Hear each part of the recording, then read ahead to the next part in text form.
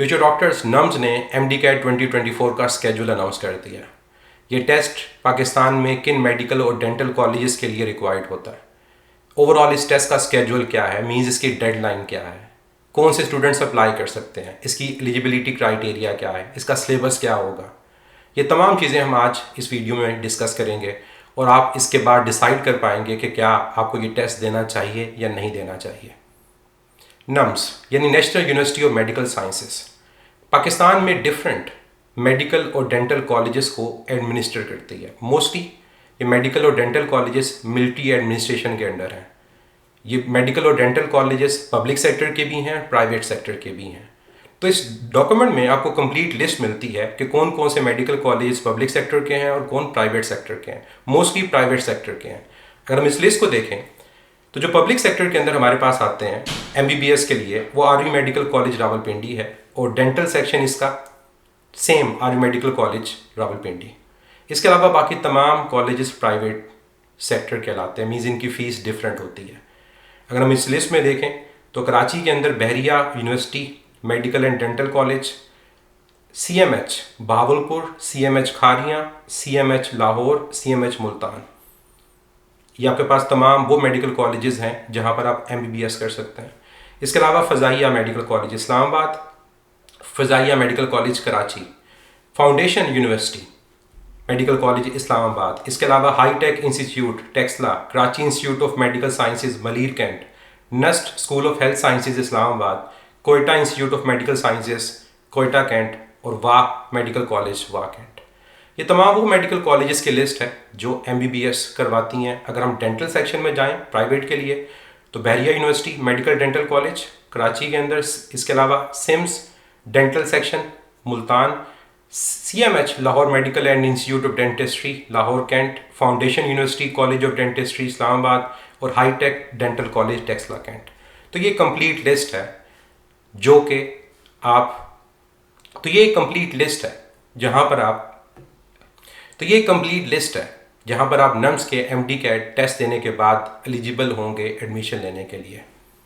Next हमारे पास ये test कब कंडक्ट होना है। इस टेस्ट की जो डेट है वो संडे 1 सितंबर 2024 है। अभी तक ये आइडिया नहीं है कि क्या ये टेस्ट एमडी कैट जो पीएमडीसी कंडक्ट करवाएगा उससे पहले होगा या बाद में होगा। लेकिन अगर हम लास्ट ईयर्स को देखें तो मोस्ट ऑफ द टाइम इस टेस्ट में और एमडी कैट के टेस्ट में 1 वीक का गैप होता है। और याद रखेंगे ये टेस्ट मैंडेटरी होगा तमाम मेडिकल और डेंटल कॉलेजेस में एडमिशन के लिए, लेकिन वो मेडिकल और डेंटल कॉलेजेस जिसको नम्स एडमिनिस्टर करता है। अब हम बात करते हैं कि ओवरऑल इस टेस्ट का स्केड्यूल क्या है। सबसे पहले इसकी रजिस्ट्रेशन की बात करते हैं तो रजिस्ट्रेशन स्टार्ट हो रही है थर्सडे 20 जून यानी आज से।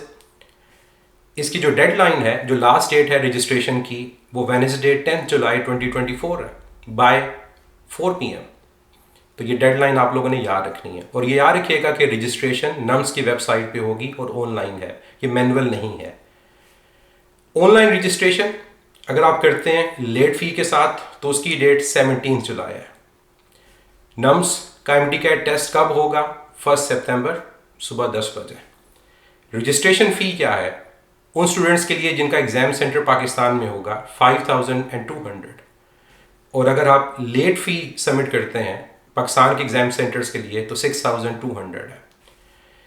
इंटरनेशनल स्टूडेंट्स जो होंगे जिनके एग्जामिनेशन सेंटर किसी भी डिफरेंट कंट्री में होंगे, और ये बेसिकली एक ही कंट्री है जहाँ पर ये टेस्ट कंडक्ट होगा अभी तक जो लिस्ट में भी है, सऊदी अरेबिया, उसकी फ़ी 32,000 है। और अगर आप लेट रजिस्ट्रेशन करते हैं इस एग्ज़ाम सेंटर के लिए तो 42,000 फ़ी है। और याद रखिएगा कि ये फ़ी नॉन रिफंडेबल है, नॉन ट्रांसफरेबल है। ये टेस्ट पाकिस्तान में तमाम जो एग्जामिनेशन सेंटर्स हैं उसमें साइमल्टेनियसली कंडक्ट किया जाएगा और उसका टाइम होगा 10 AM। और जो इंटरनेशनल सेंटर है उसका जो टाइम होगा वो एडमिशन कार्ड, जो एडमिट कार्ड होगा उस पर मेंशन होगा। नम्स एमडी कैट 2024 की बेसिक क्वालिफिकेशन क्या है, मींस कौन से स्टूडेंट्स इस टेस्ट के लिए एलिजिबल हैं। अगर हम यहाँ पर देखें इस डॉक्यूमेंट को तो वो स्टूडेंट्स जिन्होंने हायर सेकेंडरी स्कूल सर्टिफिकेट यानी एफएससी के एग्ज़ाम को क्लियर किया हुआ है या उसके इक्विवेलेंट एग्ज़ाम ए लेवल को क्लियर किया हुआ है वो स्टूडेंट्स एलिजिबल हैं, या वो स्टूडेंट्स जो अपने रिजल्ट का वेट कर रहे हैं। ये दो तरह के स्टूडेंट्स एलिजिबल हैं। और एक इम्पॉर्टेंट चीज़, नम्स के अंडर जो मेडिकल और डेंटल कॉलेजेस हैं उसमें सिर्फ इस साल जो टेस्ट होगा उसका रिजल्ट वैलिड होगा। मींस आप लास्ट ईयर के रिजल्ट को यूज़ नहीं कर सकते। तो ये एक इम्पॉर्टेंट चीज़ है। कई स्टूडेंट इसमें कंफ्यूज होते हैं, वो समझते हैं कि शायद पुराना जो रिजल्ट होगा वो भी वैलिड होगा, तो ऐसा नहीं है। नम्स का ये टेस्ट पाकिस्तान में किन सिटीज़ में कंडक्ट होगा, तो प्रोविंस वाइज आपको ये कंप्लीट एक लिस्ट मिलती है। जैसे अगर हम फेडरल की बात करें तो इस्लामाबाद, पंजाब में ये लिस्ट है, बहावलपुर, डीजी खान, फैसलाबाद, गुजरांवाला, खारियां, लाहौर, मुल्तान, उकाड़ा, रावलपिंडी, सियालकोट और सरगोदा। सिंध के अंदर हैदराबाद, कराची, पनवाकिल, KPK में एबटाबाद, DI खान, पेशावर, आज़ाद जम्मू कश्मीर में मुजफ्फराबाद, बलूचिस्तान में कोयटा, और इंटरनेशनल अभी तक सिर्फ एक सेंटर मेंशन है और वो है सऊदी अरेबिया में। तो ये वो एग्जामिनेशन सेंटर हैं जहां पर ये टेस्ट कंडक्ट किया जाएगा। Next point, choice of test centre. जो भी स्टूडेंट इस टेस्ट के लिए अप्लाई करेंगे उन्होंने अपनी दो ऑप्शंस देनी है, मतलब दो प्रेफरेंस होंगी टेस्ट सेंटर्स के लिए। और ये जो राइट है ये नम्स के पास है कि वो डिसाइड करे कि आपका फाइनल एग्जामिनेशन सेंटर क्या है, और ये वो डिसाइड करेंगे आपके प्रेफरेंस के अकॉर्डिंगली। मींस आपने जो प्रेफरेंस दी उसमें सीटिंग कैपेसिटी उनके पास क्या अवेलेबल है। और याद रखें कि आप लोगों ने उस टेस्ट सेंटर के लिए जो ट्रैवलिंग है या स्टे है वो आप लोगों ने खुद अरेंज करना है। अब सबसे इंपॉर्टेंट चीज़, नम्स के टेस्ट का पैटर्न क्या होगा। लास्ट ईयर्स की तरह जो नम्स का टेस्ट है इसके दो पार्ट्स हैं, पार्ट ए और part B. Part A 95% weightage रखता है, पार्ट बी सिर्फ 5% रखता है। जो पार्ट ए है ये आपके MD कैट के टेस्ट की तरह है, इसमें बायो, केमिस्ट्री, फिजिक्स और इंग्लिश के सब्जेक्ट्स हैं। और पार्ट बी में साइकोलॉजी इन्वॉल्व है। अगर हम टोटल नंबर ऑफ MCQs की बात करें तो MCQs हमारे पास टोटल जो है वो 250 हैं। 150 MCQs आपके पास पार्ट ए में से हैं, जिसमें 35% बायो, 25% केमिस्ट्री, 25% फिजिक्स और 10% इंग्लिश के होंगे। और जो 100 MCQs हैं वो आपके पास पार्ट बी में साइकोलॉजी पार्ट के अंदर होंगे। और अगर हम ओवरऑल टाइम को देखें तो जो पार्ट ए में 150 MCQs हैं उसके लिए 150 मिनट्स हैं, और पार्ट बी में 100 MCQs के लिए आपके पास 30 मिनट्स हैं। और इस टेस्ट में कोई भी नेगेटिव मार्किंग नहीं होगी।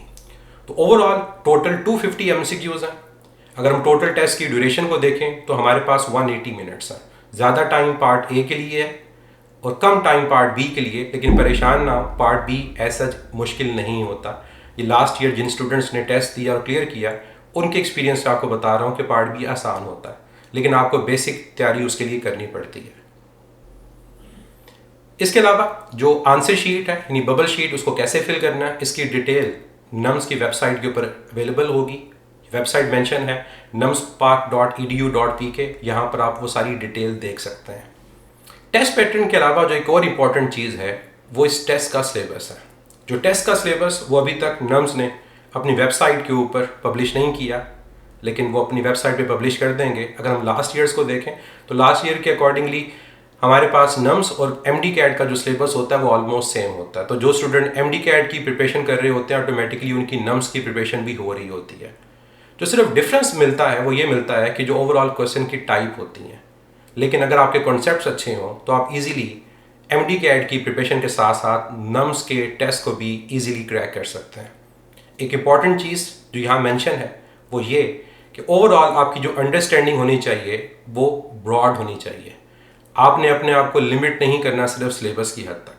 ये वही बात है जो कि हम MD कैट में करते हैं कि जब हम MD कैट में अपने सिलेबस को देख रहे होते हैं तो हमें ये सोचना होता है कि हमें जो टॉपिक कवर करना है उसके साथ कौन से मज़ीद टॉपिक्स को कवर करना है, ना कि सिर्फ उस पर्टिकुलर एक टॉपिक को कवर करें। फॉर एग्जांपल जब हम सेंटीमीटर फोर्स के टॉपिक को पढ़ रहे होते हैं तो हमें सिर्फ सेंटीमीटर फोर्स की डेफिनेशन और फार्मूला को कवर नहीं करना, बल्कि उसकी एप्लीकेशन को भी कवर करना, यानी बैंकिंग ऑफ रोड।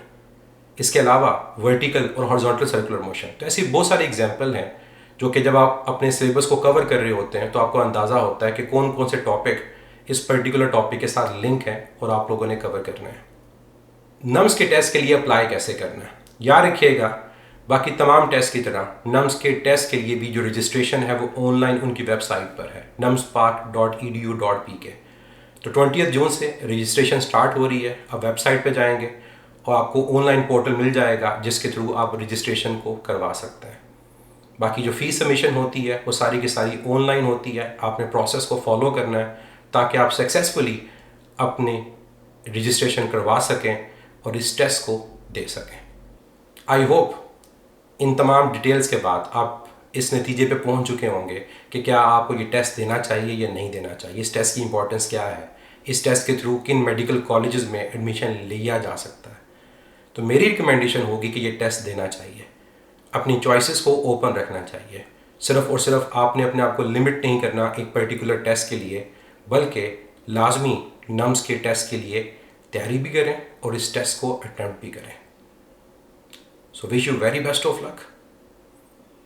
इंशाल्लाह आप लोग नम्स के इस टेस्ट को क्रैक करेंगे और अपने ड्रीम मेडिकल कॉलेज में एडमिशन लेंगे।